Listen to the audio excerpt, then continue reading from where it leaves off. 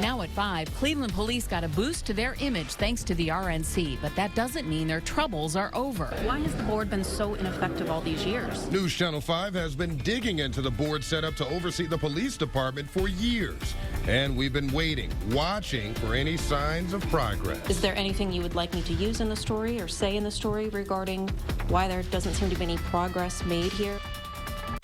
We're talking about the Civilian Police Review Board. Our exclusive investigation uncovered hundreds of complaints have gone unanswered, and officers accused of crimes are still on the force. But after years of unresolved complaints, that could soon change because of the consent decree with the Justice Department. And tomorrow, the City of Cleveland City Council will vote on an emergency plan to overhaul that system. Kristen Volk, you've repeatedly pointed out problems with the review board, and you were there today for a hearing that highlighted those issues.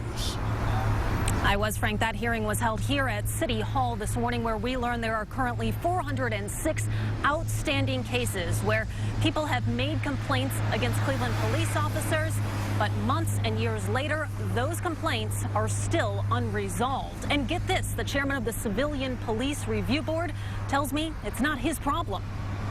I disagree with your statement about the board being ineffective.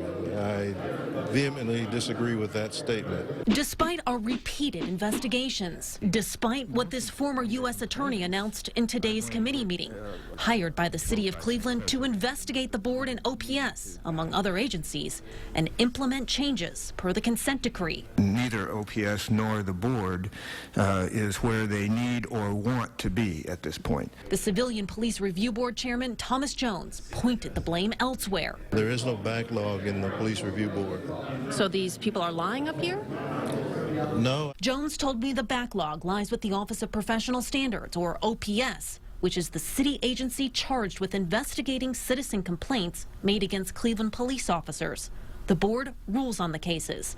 The head of OPS is this man, Damon Scott. I'm just asking if I can talk to you for a minute. I'm just telling you, you just heard what Dan just said to you. I think you have the opportunity to talk if you would like. Scott, a city employee who made $86,000 last year, once again declined to answer our questions about what we have exposed time and time again.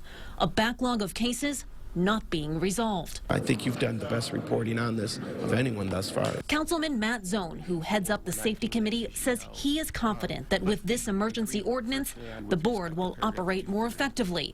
If passed by the full council tomorrow, then passed by voters in November, there will be 9 members instead of 7.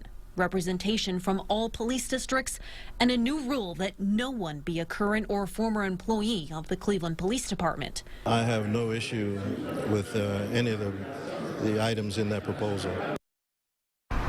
Councilman Zone tells me it will be another 2 years before all review members will be in place, and therefore a new chairman will be chosen. Now, as for the Office of Professional Standards, city officials tell me there will be changes made within that agency as part of the consent decree, and that includes adding 2 more investigators to investigate citizen complaints.